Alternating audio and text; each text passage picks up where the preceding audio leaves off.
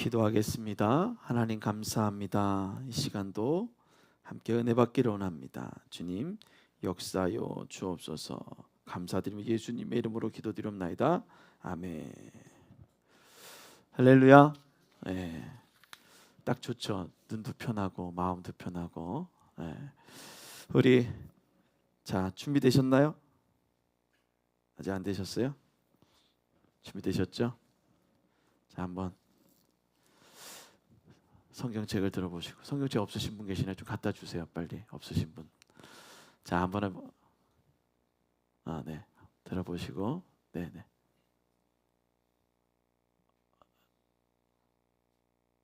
안 드셔도 돼요. 안 드실 거예요? 자 하겠습니다. 저는 예수 믿어 구원받았습니다. 저는 예수 믿어 하나님 자녀 되었습니다. 저는 예수 믿어 천국 백성 되었습니다. 아멘. 이 말씀이 증거하고 있는 그 하나님의 말씀을 믿고 우리가 천국 백성의 삶이 시작되었습니다. 이제 옆에 있는 분과 인사 나누겠습니다. 잘 오셨습니다. 은혜 받고 갑시다. 네, 잘 오셨습니다. 은혜 받고 갑시다. 오늘도 은혜로 충만한 시간이 되기를 주님을 축원합니다. 저렇게 화답해 주는 사람이 있으니까 너무 행복한 것 같아요. 오늘 하나님의 말씀을 잘 읽어보면 가려진 것이 드러나는 모습을 보게 됩니다. 우리는 뭘 하기를 원해요? 감추기를 원해요. 감추기를 원해요. 근데 감춘 것이 어떻게 되느냐? 하나님 안에서는 분명하게 드러나게 된다라는 것입니다. 따라합니다. 하나님 안에선 모든 것이 분명하게 드러난다. 아멘. 오늘 마가복음 6장 14절부터 29절의 말씀은 예수님의 소식, 그 예수님의 소식이 많은 사람을 통해 소문으로 퍼져나가기 시작했는데 그 소문이 누구에게까지 들려졌습니까? 헤롯에게까지 들려졌다라는 거예요. 그런데 그냥 그가 예수다라고 얘기하는 것이 아니라 지금처럼 그 사람의 신상 정보가 완벽하게 공개되어지는 세상이 아니라 그냥 소문으로 뜬 소문으로 그냥 들려지는 그 소문이 이제 헤롯에게 들려졌는데 헤롯은 누가 생각났냐면 세례 요한이 생각나게 됐던 것입니다. 그래서 자신이 생각했던 그 일들을 회상하며 있었던 일을 적어 나갔던 것이 오늘의 본문입니다. 왜 헤롯이 그렇게까지 했을까? 오늘 헤롯은 자신의 신분이 반쪽 신분이다라는 것입니다. 이두메 사람이었던 그리고 에돔 사람이었던 이 헤롯의 가문, 그 가문이 많은 사람들에게 완벽하게 보여지기를 원했던 것입니다. 그것을 다시 얘기하면 정치적으로 내가 사람들에게 인정받고 싶었던 것입니다.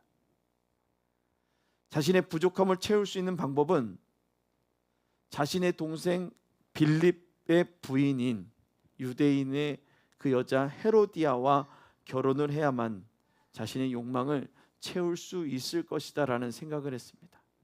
그런데 헤롯 혼자만 했으면 이런 일이 안 일어났을 텐데 그 헤로디아라는 여자도 욕심이 많았던 거예요. 빌립은 그렇게 헤롯처럼 욕심이 없었어요. 그러니까 이 남편하고 살으니까 내가 뭔가 되어질 수 없을 것 같아. 그래서 자신의 욕심을 가지고 나랑 똑같이 욕심을 부릴 수 있는 사람 헤롯과 그들이 만나서 결혼하게 된 것입니다. 그런데 이 결혼은 지금 우리가 아무리 봐도 합법적이 못했고 그 시대 때에도 그런 결혼은 왕으로서 손가락질 받을 만한 그러한 결혼이었습니다. 그 소식을 들은 세례 요한은 왕이시여 그렇게 결혼하면 안 됩니다 라고 누구에게 얘기했습니까? 헤롯에게 얘기한 것입니다. 그 말을 듣자 세례 요한이 헤롯이 세례 요한을 죽일 수도 있었지만 그 세례 요한에 대해서 어떻게 생각했습니까? 두렵게 생각한 거예요. 그래서 살려놓자라는 마음을 가지고 있었지만 욕심을 위해 뭐든 하면 된다고 생각했던 그들의 욕심들이 이제 누구를 죽이게 됐습니까? 세례 요한을 죽이게 만들었습니다. 자신의 잘못된 결정을 통해 두려움에 빠져있던 헤롯은 세례 요한과 같은 인물 예수님에 대한 소식을 듣고선 두려워하게 되는 것입니다. 우리가 우리의 삶의 걸림돌 하나만 해결하면 뭐든 다 끝날 것 같습니다. 그러나 지금 내가 하고 있는 일이 잘못된 것이라면 하나님은 또한 이것을 치웠다 한들 또다시 만나게 한다라는 것입니다. 그건 우리가 그런 얘기를 많이 하죠. 지금 현재 힘드십니까? 그 일을 지나가지 아니하면 또 다른 일이 그렇게 올 수 있습니다.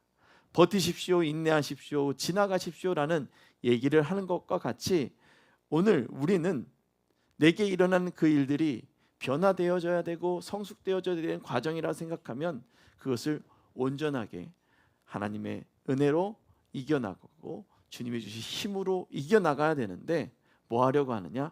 회피하려고 하더라는 것입니다.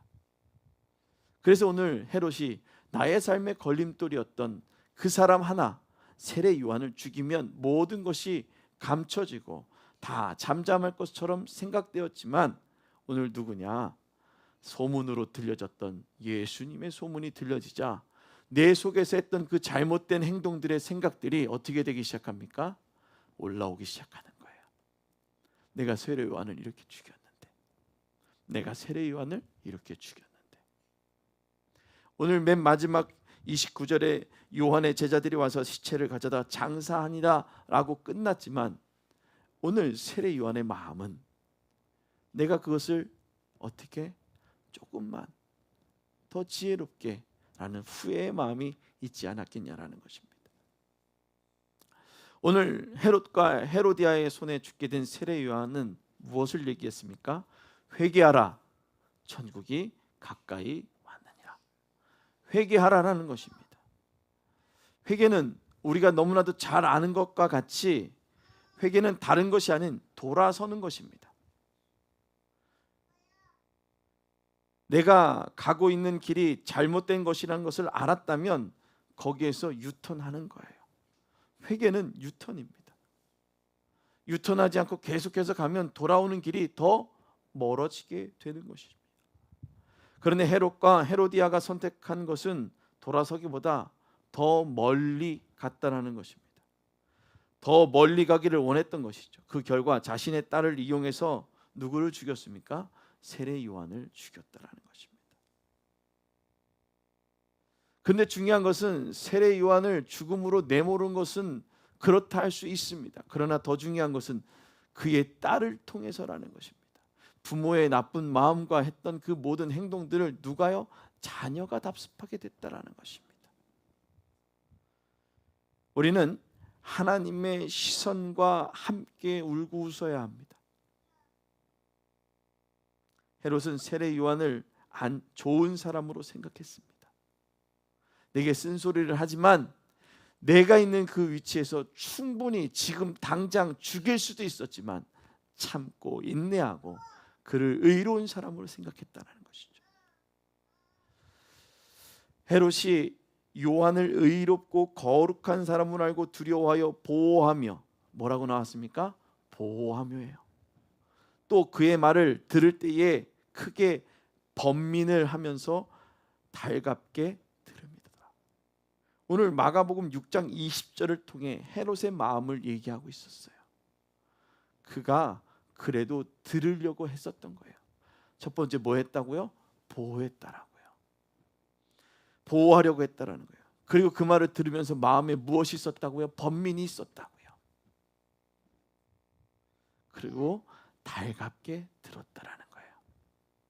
오늘 믿음의 사람은 우리 이 말씀을 어떻게 생각해야 돼요? 이 말씀을 내게 하신 것에 순종하려고 보호하심을 그것을 통해 내가 이루어가려는 그 보호함의 마음이 있어야 되고요. 두 번째, 이것을 통해서 내가 주어진 그 번민이 있을 때 들으려 하는 그런 마음이 있어야 한다는 것입니다. 믿음은 하나님의 말씀을 듣고 순종하는 것입니다. 그런데 우리의 마음속에는 하나님의 말씀 앞에서 육신의 욕망의 상태가 드러나게 됩니다. 듣고 순종해야 되는데 못한다고요? 마음속에 있는 하나님의 말씀 앞에서 내가 어떻게 생각하고 있는지 드러나게 된다라는 것이죠. 우리에게 필요한 것은 나를 볼 수 있는 거울이 필요합니다. 그 거울이 있지 아니하면 지금 나의 상태를 알 수 없기 때문입니다. 여러분 아침에 일어나서 교회 오실 때 거울 보시고 오셨죠? 설마 그냥 나오신 분들은 없겠죠? 네. 오늘 주님이 원하시는 모습은 바로 무엇이느냐? 나를 보기를 원하신다라는 거예요. 거울이신 이 하나님의 말씀을 가지고 어떻게 하기로 하네요? 나를 보기를 원한다라는 거예요. 심리학에서는 의식과 무의식을 얘기합니다.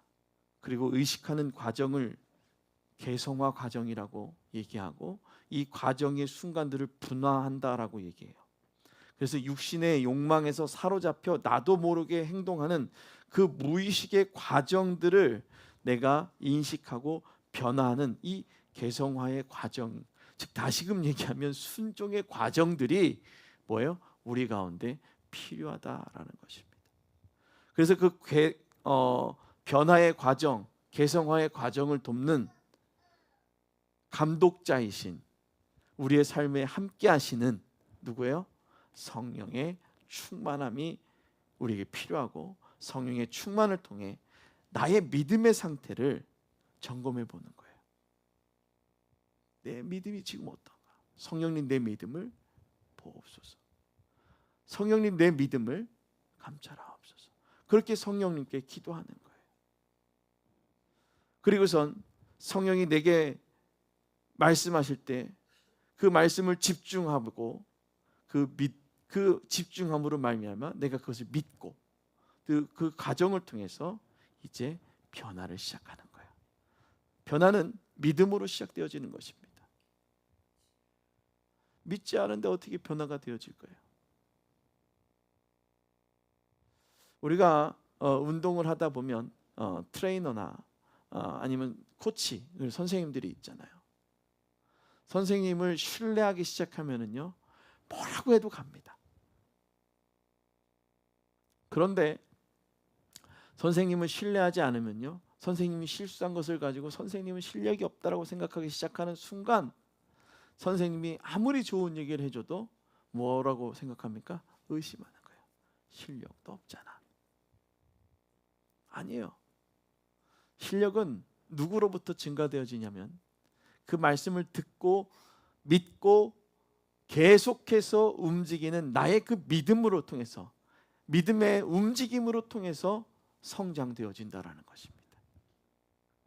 제가 이제 재활훈련을 계속 하는데 항상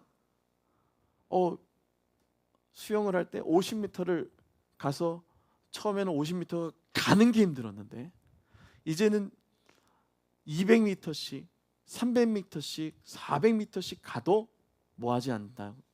힘들지 않는다라는 거예요. 왜 힘들지 않느냐? 아무리 코치가 얘기를 해도 나는 못 가겠어 하고 죽었어 하고 그냥 내 떨어지는 것이 아니라 뭐 하는 거예요? 믿고 계속해서 움직였다라는 거예요. 오늘 믿음의 사람으로 살아가는 우리 믿음의 성도들인 우리 축복교회 성도님들이 이제 이렇게 했으면 좋겠습니다. 오늘 우리가 말씀을 시작하면 선포했더니 하나님의 말씀을 믿으시길 주님 축원합니다. 그 믿음으로 멈춰 있는 것이 아니라 한 스텝씩 한 스텝씩 연습하는 거예요. 그 연습은 누가 해야 돼요? 내가 하는 거예요. 하루아침에 되어지지 않는다라는 겁니다. 좀 잘 안 될 수 있어요. 그렇다고 해서 포기하는 것이 아니라 어떻게 하는 거예요? 듣는 거예요. 또 해보는 거예요. 또 해보는 거예요. 또 해보는 거예요. 우리 연우가 저렇게 걸어 다니잖아요. 우리 교회 왔을 때 저렇게 안 걸었어요. 넘어지고 두려워가지고선 이렇게 갔다가 축 앉고 이렇게 앉다가 지금 봐요. 어때요? 자기 언제 그렇게 걸었는지 모를 정도로 열심히 먹으면서 뭘 짚고 걸어 다니잖아요. 오늘 믿음은 이렇게 성장해 나가고 성숙해져 나가는 것입니다. 믿을 때, 이 말씀이 진짜 하나님의 말씀임을 믿을 때 시작되어지는 것입니다. 성령이 내게 말씀하시면 이제 집중하기를 바랍니다. 그 집중함으로 말미암아 내가 믿고 변화의 삶을 한 스텝씩, 한 발자국씩 걸어 나아갈 수 있기를 주님의 부탁을 드립니다. 이 과정을 시작할 때 이제 나의 모습이 보이게 됩니다. 예전에 내가 이랬었지. 그러나 중요한 것은 이제 그것을 예전의 나로서 그냥 있는 것이 아니라 그것을 십자가 앞에 내려놓아야 하는, 그리고 그것을 십자가 앞에 내려놓고 그것은 지나갔고 이제 새롭게 시작되는 하나님의 동행함을 믿고 실천의 삶을 살아가야 되는 것입니다. 그렇게 하기 위해서는 하나님의 기준을 기억해야 되는 거예요. 따라합니다. 하나님의 기준을 기억하라. 아멘. 우리의 가장 중요한 것은 하나님의 말씀을 기억하는 거예요. 하나님의 기준인 이 하나님의 말씀을 기억해야 되는 거예요. 건축업자가 아니면 어떤 뭔가 빌딩을 올리는 이 공사하는 사람들이, 아니 뭔가를 만드는 사람들이 도면이 없으면, 도면이 없이 내가 하고 싶은 대로 설계를 하다 보면 일률적으로 만들어지지 않고, 또 내가 없어지면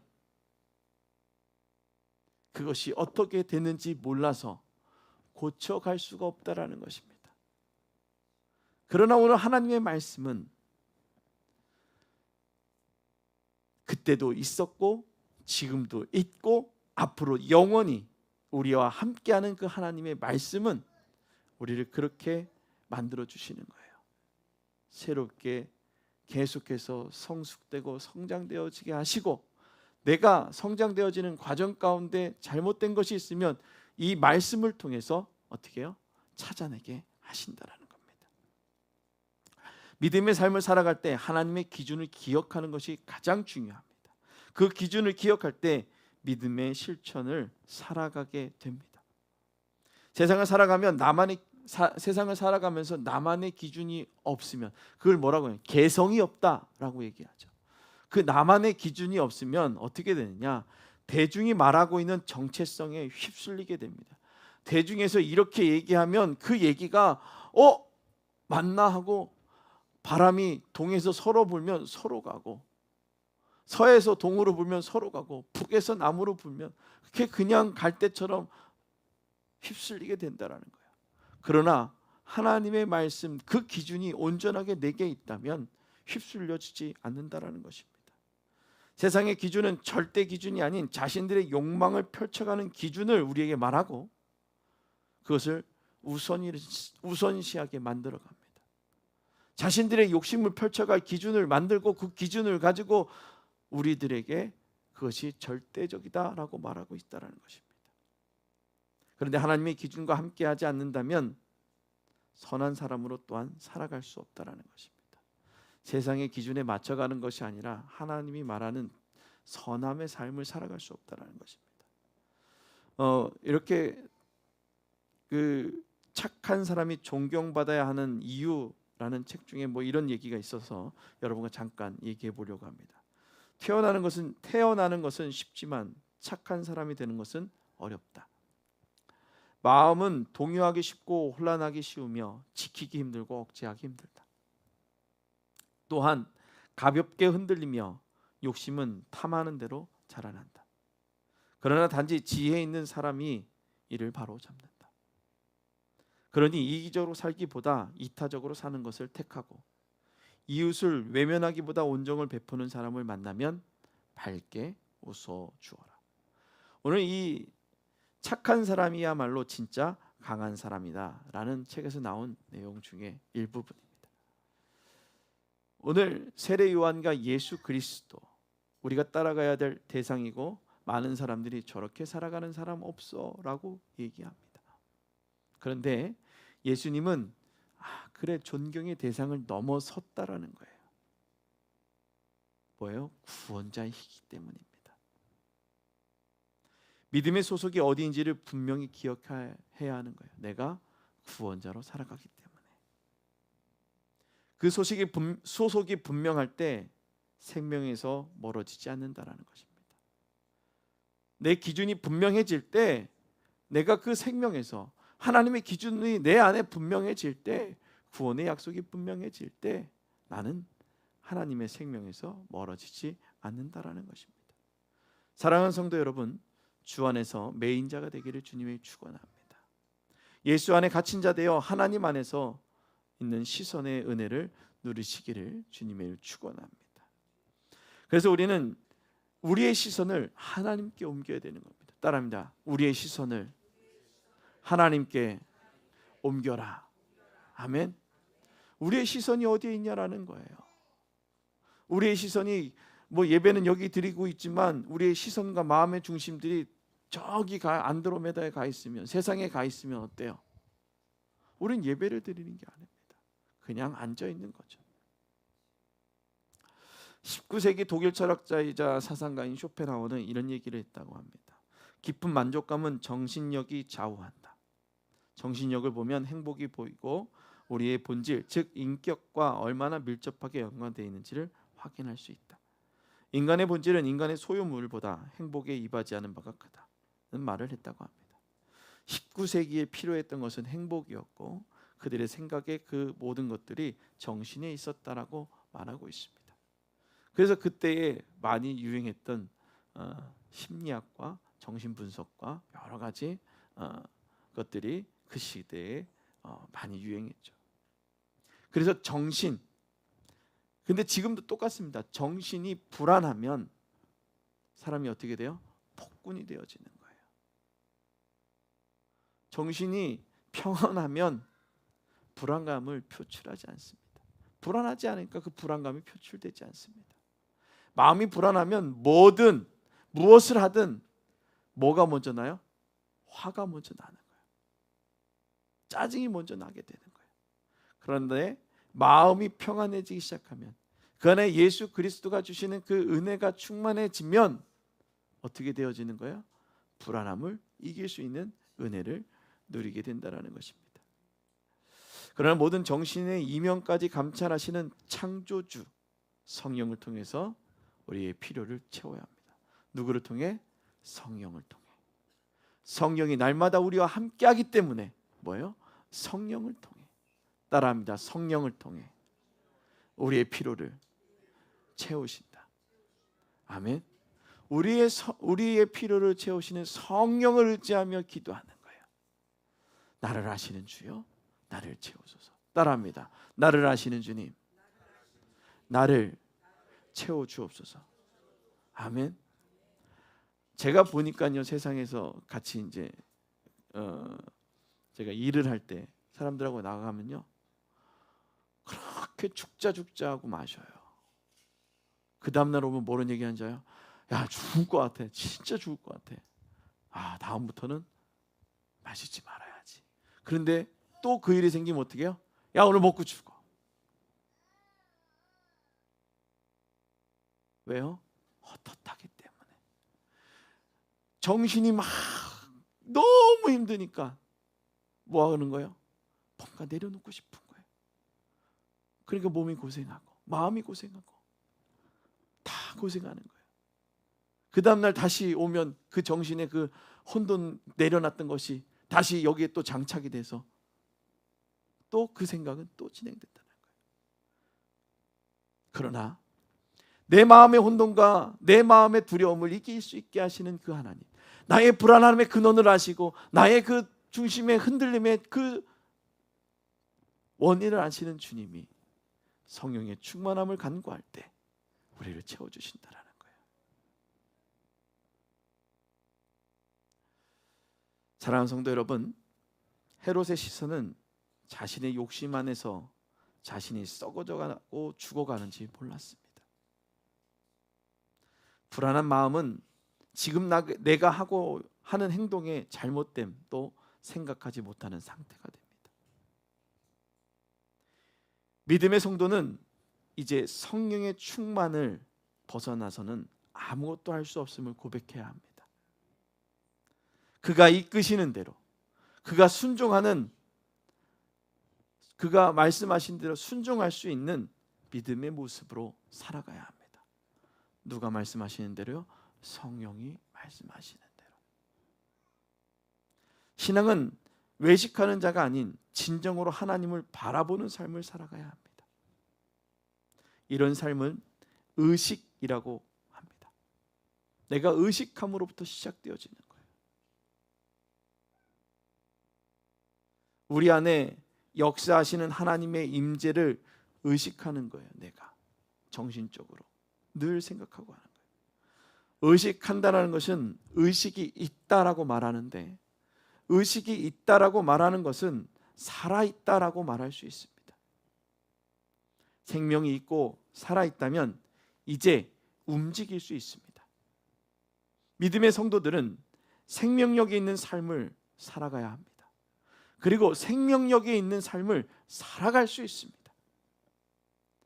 믿음 안에 있다는 것은 하나님 앞에 있는 것을 인식하는 것입니다. 헤롯의 가문은 우리가 너무나도 잘 알고 있습니다. 에돔 족속이며 이둠의 사람이었고, 그들의 삶은 온전한 유대인이 아닌 반쪽짜리 유대인이었습니다. 그래서 그들이 어떤 누구에게도 인정받을 수 없는 안타까운 삶을 살았습니다. 사람에게는 인정받지 못했지만 그들이 진정 하나님을 바라봤다면 그들은 결핍이나 두려움으로 이런 폭군과 같은 삶을 살아가지 않았을 것입니다. 우리는 사람 앞에, 사람의 인정 앞에 살아가는 그런 삶이 아닌 오직 하나님 앞에 나아가는 것입니다. 사랑하는 성도 여러분, 이스라엘은 하나님의 언약궤와 함께 했습니다. 하나님과 함께 할 때 그들은 이겼고 승리했고 어딜 가든지 그들의 가는 그 모든 길에 복이 임했다라는 것입니다. 그러나 그 언약궤가 그들에게 온전한 의미로 자리 잡혀 있지 않을 때에는 전쟁에서 패배하고 하나님을 의식하고 하나님을 그들의 마음에 온전하게 함께하지 못했을 땐 그들은 처참한 패배를 누리게 되었습니다. 오늘 세례 요한과 또 예수님 그리고 헤롯의 이야기를 우리는 같이 나누었습니다. 오늘 우리에게 말씀하시는 하나님의 뜻을 기억하시기를 주님의 부탁을 드립니다. 감추어도 감추어지지 않는 것이 있습니다. 하나님의 복음은 아무리 부정하고 인정하려 하지 않아도 그 복음은 드러나게 된다는 거예요. 헤롯의 마음에 하나님의 마음이 드러나게 되는 것. 그러나 헤롯은 후회에 머물러 있었습니다. 오늘 우리에게 필요한 것은 후회가 아닌 회개, 그 회개로 돌아서는 것입니다. 사무엘하 6장 14절부터 16절까지의 말씀에 보면 다윗이 여호와의 궤에 대한 간절함으로 환호하고 축하할 때 사울의 딸 미갈이 창으로 내다보고 다윗 왕이 여호와 앞에 뛰놀며 춤추는 것을 보고 심중에 업신 여기니라. 내가 어떻게 하나님의 말씀을 여겼느냐라는 것입니다. 이 질문을 할 때 우리는 벌써 말할 수 있습니다. 내가 여호와 앞에서 어떻게 행동했는지 우리는 알 수 있다라는 것입니다. 헤롯 자신의 잘못을 영원히 가릴 수 있을 것이라고 생각했지만 예수님의 소문을 듣고 난 후 그는 자신이 한 일이 생각나서 또 범민하게 되어졌습니다. 그때 우리가 후회가 아닌 돌아섬의 은혜가 있기를 주님의 부탁을 드립니다. 하나님께 온전히 돌아서는 회개의 은혜가 있어야 하는 것입니다. 주 안에서 우리는 감출 것이 없습니다. 우리에게 필요한 것은 온전히 회개하며 돌아서는 것임을 믿으시길 주님의 이름으로 축원합니다. 기도하겠습니다. 거룩하신 하나님, 감사합니다. 헤롯에게 들려졌던 복음의 메시지를 통해 헤롯은 자신의 한 일 때문에 두려워하고 번민하였습니다. 우리도 우리의 삶 가운데 우리가 한 행위 때문에 그것이 두렵고 그것이 후회로 몰려오지만 후회하는 것이 아닌 하나님 앞에 돌아서며 주가 주시는 은혜를 간구하기를 원합니다. 주님, 우리에게 성령의 충만함을 부어 주옵소서. 우리의 영혼의 부족함, 우리 정신의 불안함들, 이 모든 것들이 예수 안에서 성령의 충만함으로 말미암아 온전케 되어지게 하여 주시고 우리의 필요한 것들을 채워 주옵소서. 이 시간도 주님 앞에 나와 머리를 조아리며 주님의 위로와 평안을 구하는 당신의 귀한 자녀들 가운데 하나님이 주시는 평안이 넘치게 하여 주옵소서. 정신 가운데 불안함과 아픔과 슬픔, 또 특별히 내가 살아온 삶의 후회가 있어 두려워하고 있다면 이제 우리가 십자가 앞에 내려놓사오니 주님, 성령의 불로 태워 주시옵소서. 주의 성령이 우리의 마음에 운행하여 주사 주가 주시는 위로와 평안이 충만하게 하여 주옵소서. 이 시간 주님 앞에 기도하였사오니 응답하여 주시고 특별히 축복의 모든 성도들의 삶에 주의 위로와 평안이 넘치게 하여 주옵소서. 세상은 감출 수 있을 것이라고, 아니 악한 것들은 우리의 마음에 감출 수 있을 것이라고 속삭이지만 전혀 감출 수 있는 것은 아무것도 없습니다. 하나님의 빛 가운데 나아가면 모든 것이 드러납니다. 주님, 감추고 감추려 하는 것이 아닌 주께 회개하며 돌아서는 우리들 되어지게 하여 주옵소서. 감사드리며 예수님의 이름으로 기도드리옵나이다. 아멘. 할렐루야.